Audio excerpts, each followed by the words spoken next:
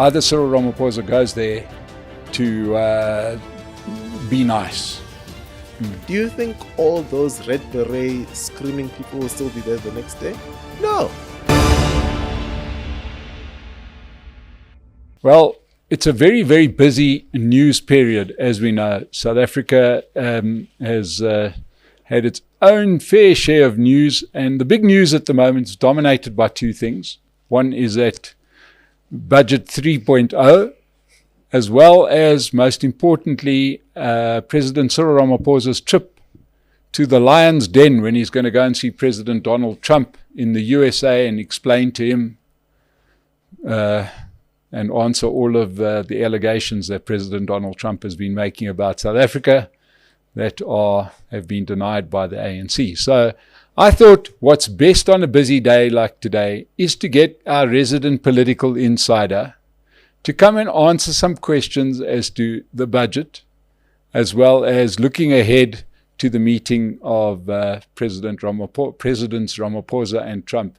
So it's a big welcome to Kuhle and Kamani. Kuhle, welcome. Thank you, Mike. Great to be back. It's good to have the person who knows politics so well. Let's first just deal with the matter at hand. Budget 3.0, as it's been called, presented,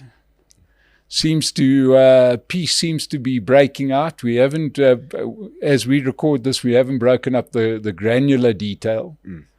But I think what is most important, because by now we've all become budget experts, isn't it?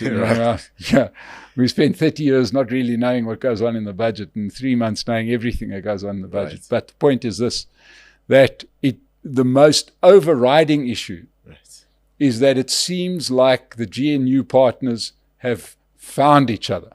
Right. Is that correct? Well, Mike, it's one of two. Firstly, I don't think they've found each other. I think it's more of a compromise. I don't want to call compromise. But a compromise is finding each other. I know you're going to, but I don't want to call compromising in this case finding each other. Now, I'll explain why. Remember, now, this is a case of the old saying of, we're trying to keep a marriage together just for the sake of the kids, know. But honestly, we don't want to be married. And the ANC perhaps hate this budget the most out of any party. You know why? Because it's full of cutting. It's full of cutting on weak projects, on those what called low-lying projects, like your sports events. Just a cut, stop spending money there. There's an increase in public works. So in public works budgets, you've seen it going from 900 billion to 1 trillion. That's the latest. There's no VAT. So when you look at all these major... No VAT increase. Yeah, no VAT increase. Thank you. You have to highlight that. Right. When you look at all these major talking points, you realize that the ANC were in fact the big losers in Budget 3.0, as well as Action SA, because, they tried to come in like a third wheel, or like, the hot chick that was not part of the whole marriage and thought that they could run away with the husband. And unfortunate reality is the kids cried a lot, and husband had to run back to the wife. So that's what happened. Okay, so if you are a Range Rover salesman, don't go to the tenderpreneur that does events, but stick with the tenderpreneur that does construction projects. Yes. And now that our Minister of Dean McPherson is such a staunch ANC representative, he's going to be the guy in charge of this 1 trillion rands worth of infrastructure spending. Is that right? Largely. Well, yes, he is going to be in charge of this 1 trillion. It's under his department. Remember that his department also oversees this latest bill called the Expropriation Act, And it's such an interesting thing. I find it interesting that 1 trillion is spent on infrastructure, as in we're going to build bridges, roads, and all sorts. But we're not taking into cognizance the fact that government owns thousands of buildings and properties that they don't use already. Well, I thought about something, Kushle. Right. So this is the kind of discussion that Kushle and I usually have behind the scenes. The Expropriation Act, we've been told it's not an Expropriation Act. And that one of the things that everybody's getting terribly excited about is that what you'll do is you'll take derelict buildings that are in CBDs that have maybe been taken over by crime gangs or grime or whatever, and they're going to expropriate it because the owners have left. We keep on hearing the story about the owners of these buildings that have gone overseas. I couldn't help thinking, who do you expropriate a building from when it belongs to the state, right? So we saw that fire that broke out in that building in Johannesburg that killed a whole lot of people that belonged to the city of Johannesburg. Right. Now, surely a building like that would be the prime candidate to be expropriated. Yes. And then you'd give it back to the government who had it in the first place. So this is going to be wild. It's going to be wild to see the expropriation of the government taking stuff away from themselves, and then they take themselves to court to say that you shouldn't. It's a ridiculous piece of legislation. Also on that, Mike, you need to remember that our government does one thing very well. They create a problem and have a solution for that problem. Yeah. As in, they will allow for these derelict buildings. They will allow for these buildings to fall into decay. They will manufacture that problem, you know. And then, oh gosh, my word, this building is inhumane. You know, how can human beings live here? You know, this is harboring drugs, prostitution, the rest, you know. And then some bright spark says, okay, let's take this into government's hands, and we're now going to expropriate buildings. Yeah, I did put a scenario to somebody that the whole expropriation idea, forget about the fact that it undermines the economy. That's a separate issue. But you start creating a perfect disincentive. So if I own a building and the building suddenly gets invaded, I see that the building got invaded by 400 people. I phone the police immediately. The police don't pitch up. I phone them the next week. The police don't pitch up. Of course, the people that have now taken over my building quickly turn the building to rubble. Yes. And now that very state that didn't respond to my calls when I said, hey, we've got an invasion of the building, gets to have it. Yes. So it's a perfect situation where the state is incentivized not to do its job. Because if they don't do their job, they own the building.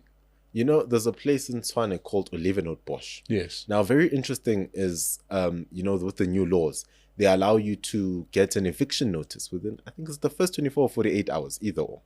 It should be 48, actually.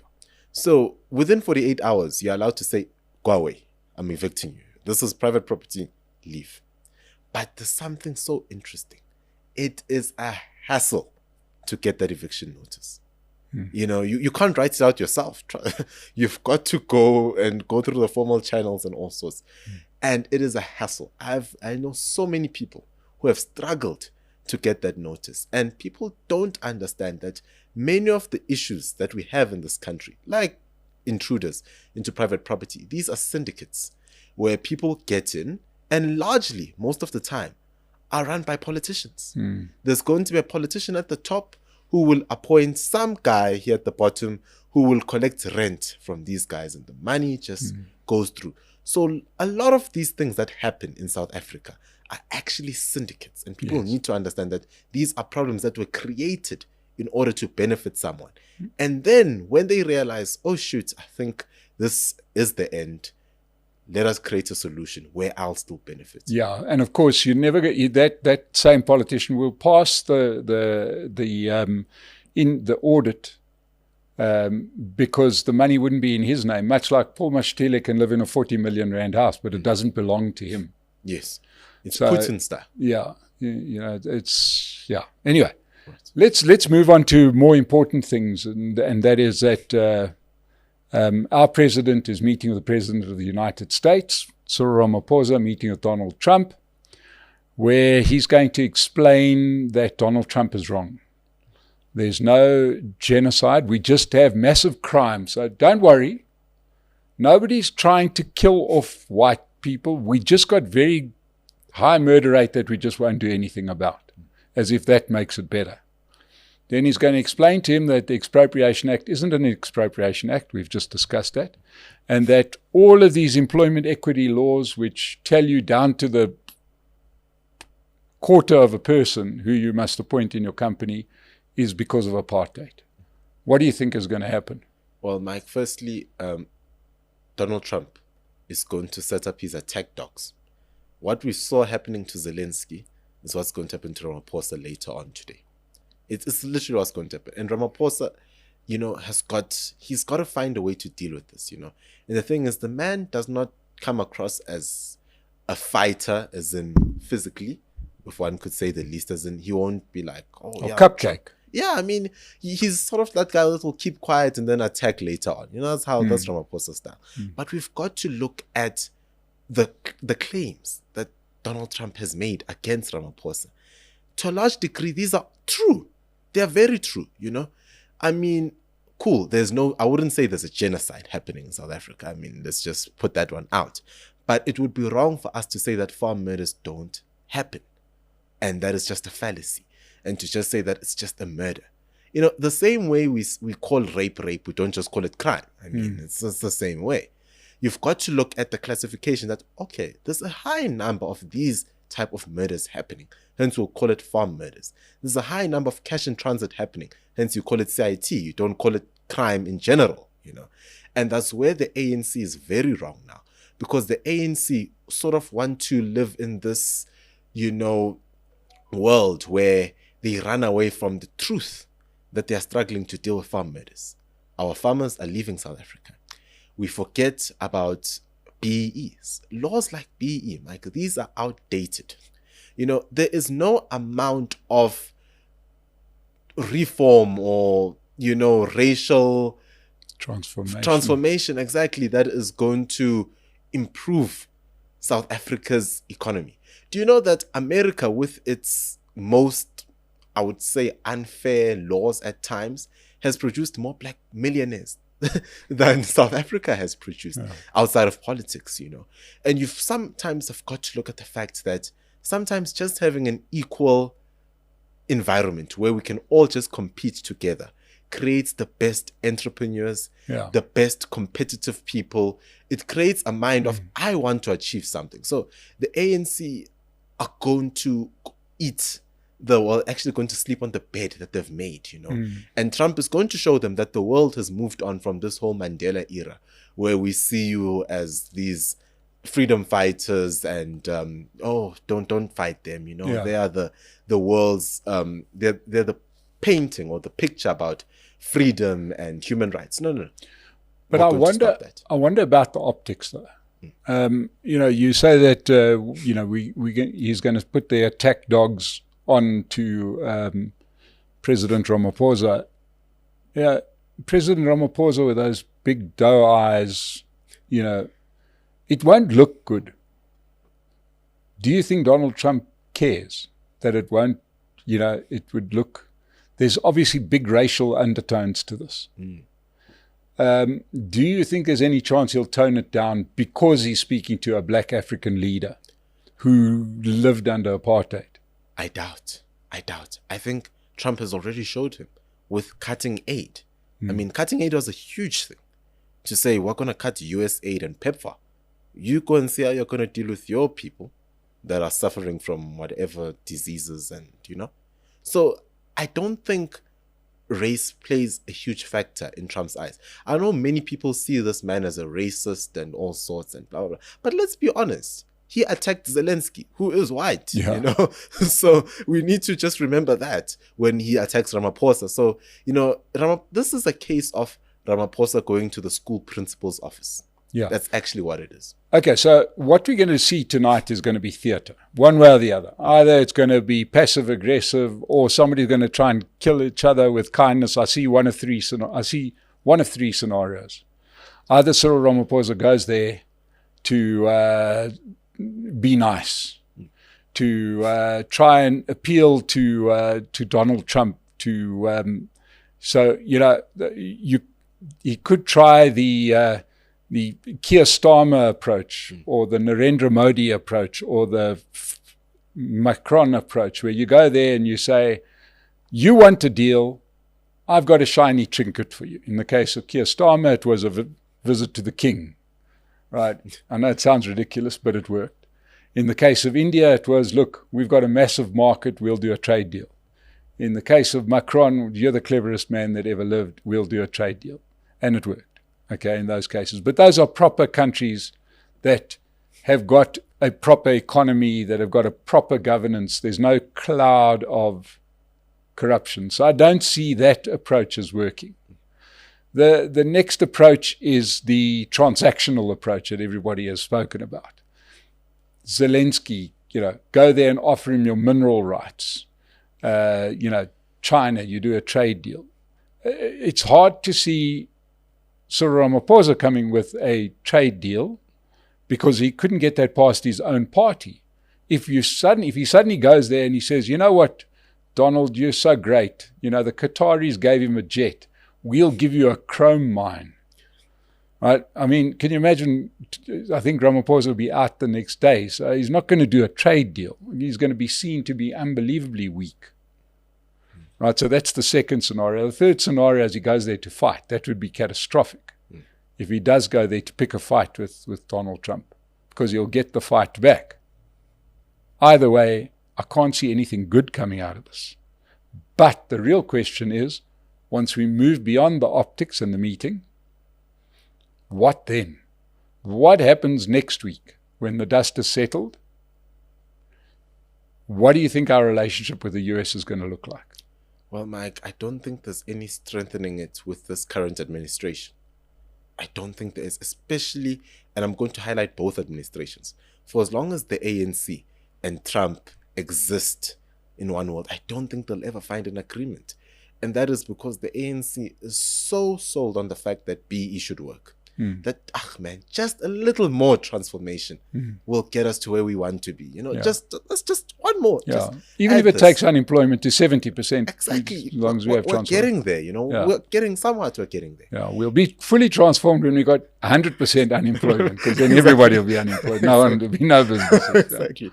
So now the trick is, I think Ramaphosa has got to do, I think one thing that you didn't mention is Ramaphosa could go there and sort of remove himself from being the leader of government and behave like a mediator and say, look, Trump, this is not me.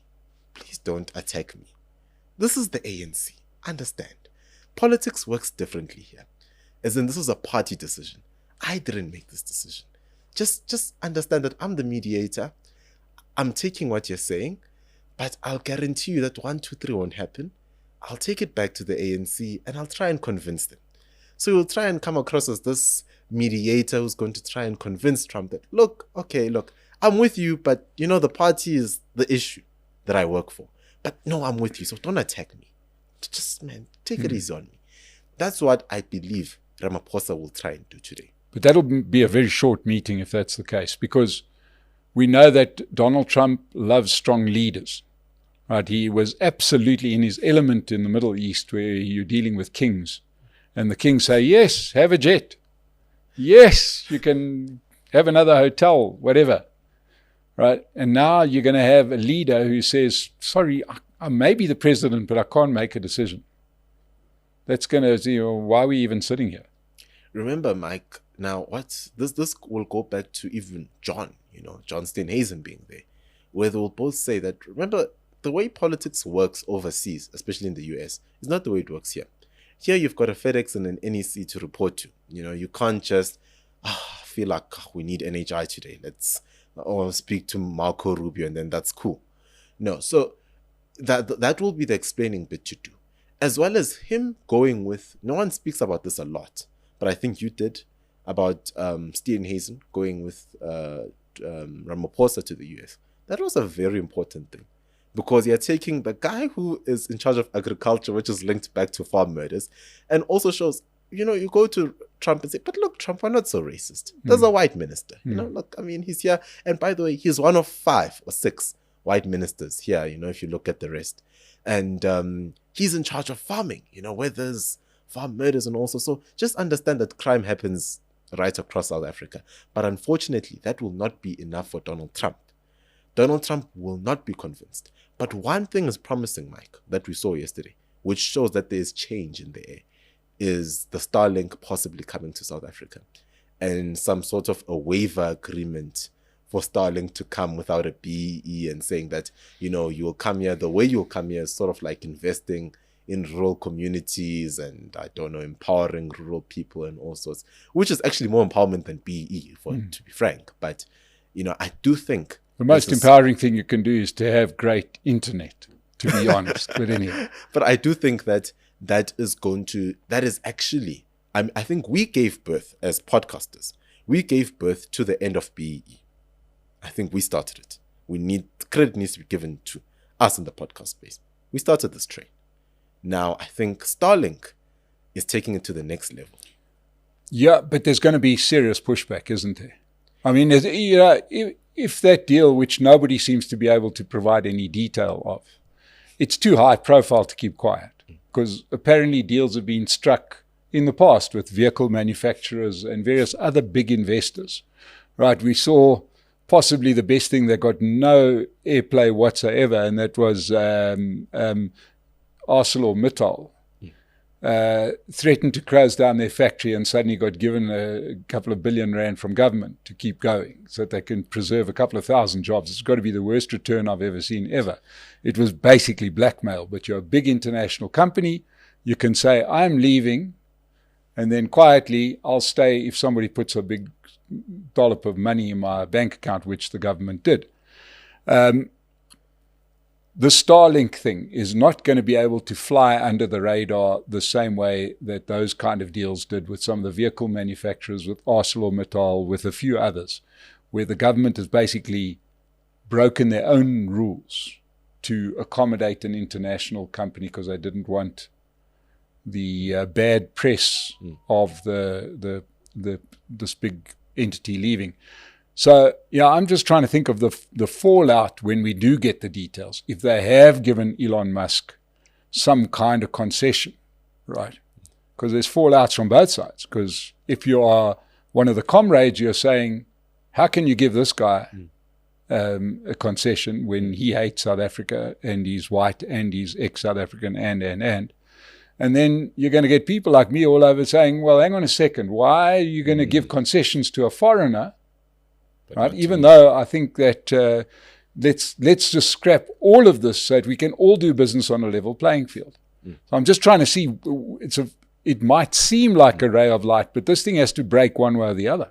Like, you see, this thing goes back to George Orwell's old novel of Animal Farm, of some animals are more equal than others, And you look at this, I think this scrapping of the BE or putting aside of the BE for Elon Musk. Number one, yes, it's going to backfire. Well, in terms of some South Africans like yourself, and I'm going to highlight white South Africans here, will be like, okay, why doesn't this apply to me? Some ANC people will say, what on earth are you doing? Why are you allowing this to happen?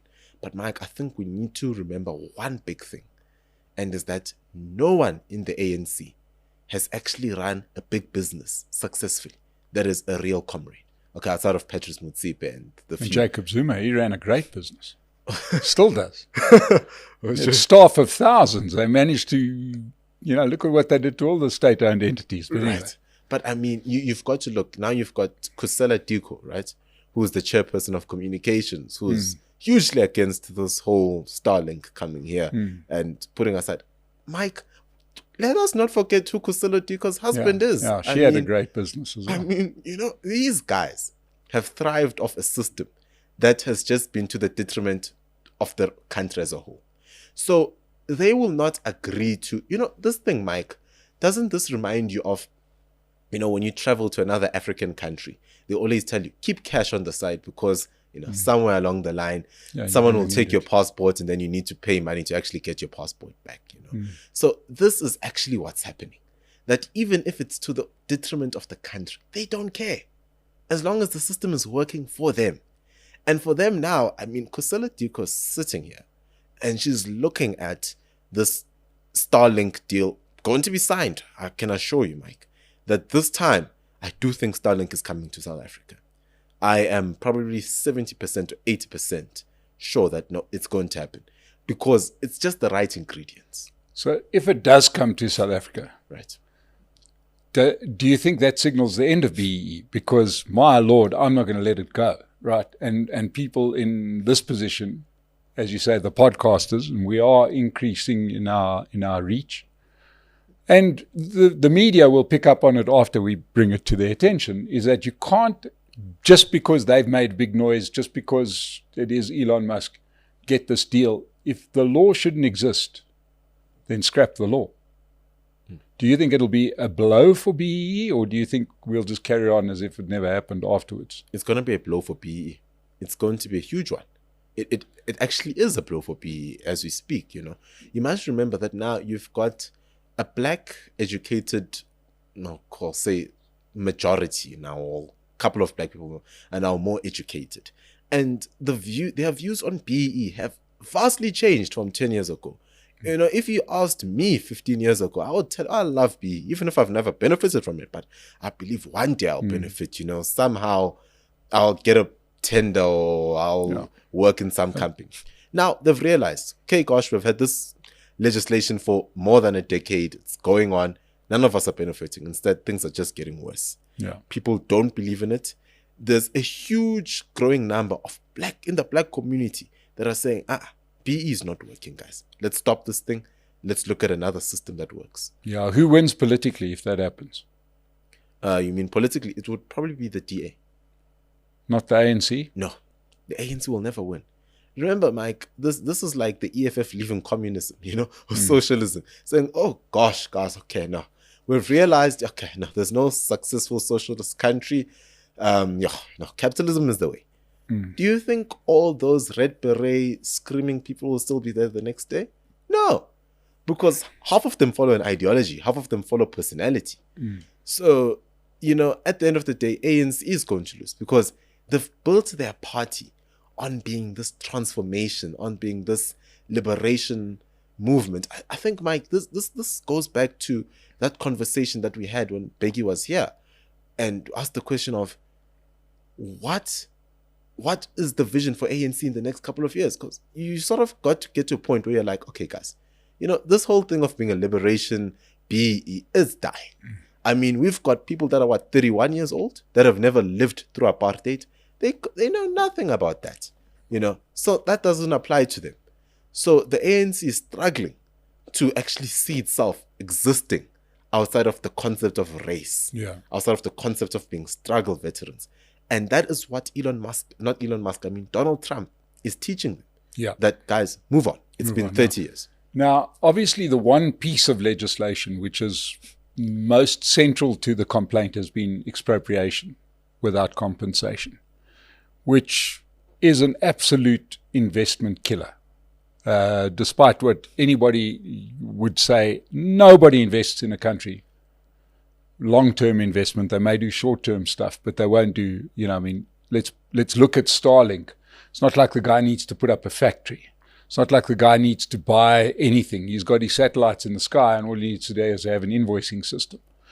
Right, the rest is easy. The rest is just technology. So it's not like you're buying a mine or you're building a factory. He's doing nothing. So it's not overly affected by expropriation, but the Trump administration is well aware of the damage that expropriation without compensation will cause to the country. It will take a bad economy and kill it completely. So tonight our president's going to sit there with Donald Trump and he's going to push hard on expropriation. What do you think the future is for the Expropriation Act? Well, Mike, I think firstly you're going to see businesses reacting a bit different. Now, I'm talking about businesses that were, let's say you wanted to come and invest in South Africa.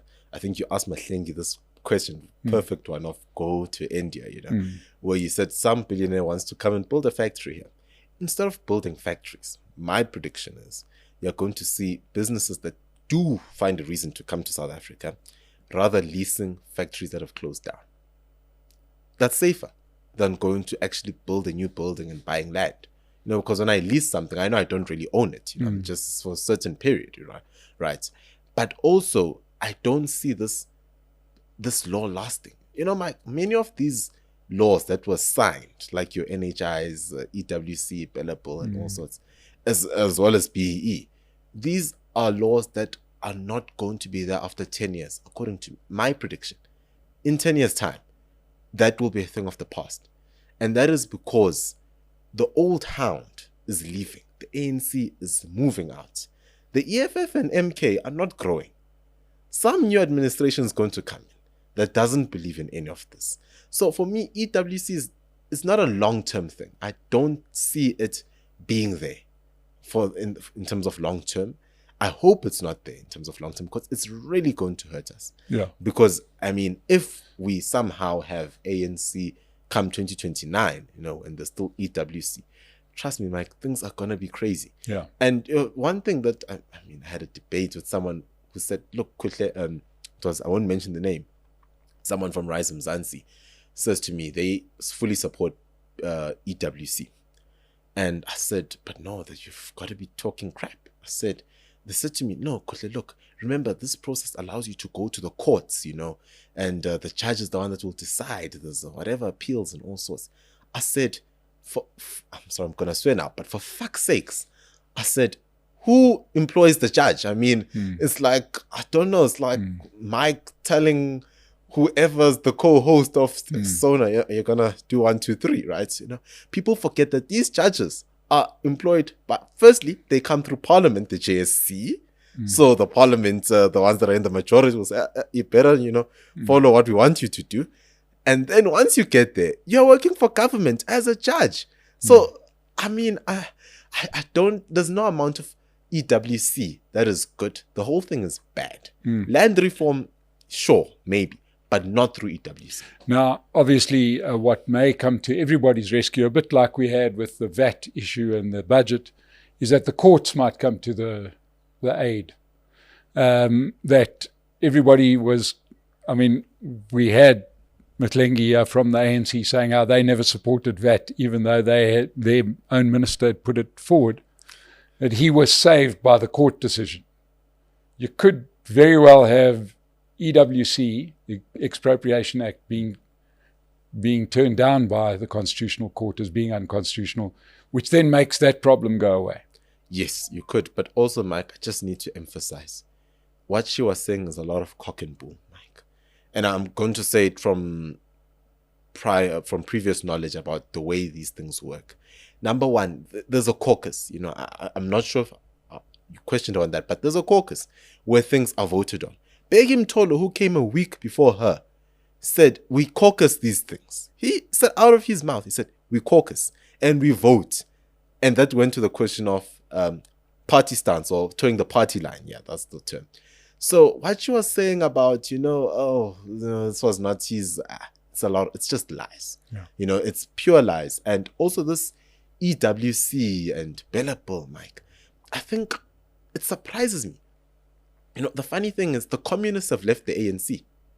The EFF exists, those communists left. MK exists, they left. Now SACP is going. We're going to run our own elections. And the ANC just seems to become more communist. Like the more they leave, that's the more communist they become. And you sort of ask yourself, like, what's going on? Well, you're making the assumption that they weren't communist in the first place. So let's see how this plays out. But all we know is that tonight, we're recording this just before the meeting of the two presidents. It's going to be a game changer, whichever way it goes. I'm not sure why President Ramaphosa even went to the US. I suspect it's because it would have been catastrophic. It will be catastrophic if South Africa gets sanctioned, because it will send our bond market into free fall if the US sanctions South Africa. And that, at the end of the day, is the big fear. The big fear is nothing else but that, is that if the US wants to bring South Africa to its knees, it can do it almost overnight. I can promise you that. It happened in the 80s, right, where a former president of this country defied conventional wisdom. The US pulled the plug on American investments in South African bond instruments. They wouldn't allow other countries and companies to invest in South Africa if they wanted to invest in the US. Our bond market went down, our rand went through the floor, and immediately the economy was brought to its knees, and within no time we were at the negotiating table. We've lived this before. If they meet tonight, they've probably already got some agreements in place. But the bottom line is that I do not see Cyril Ramaphosa walking away with a victory. His victory is to not get sanctioned by this time tomorrow. And if we don't get sanctioned, at least we'll have a country in the morning. But I promise you, a sanctioned country is not a pretty place. Ask Vladimir Putin. It's not a pretty place. It doesn't matter. They can say all they like. Sanctions are terrible to live under, especially in this day and age. So, quickly, we've given everybody something to think about. Thank you so much for joining me at short notice. To everybody that watched us, support Pace Car Rental. They're still in business regardless of whether we get sanctioned or not. Get a discount. And subscribe to the State of the Nation channel.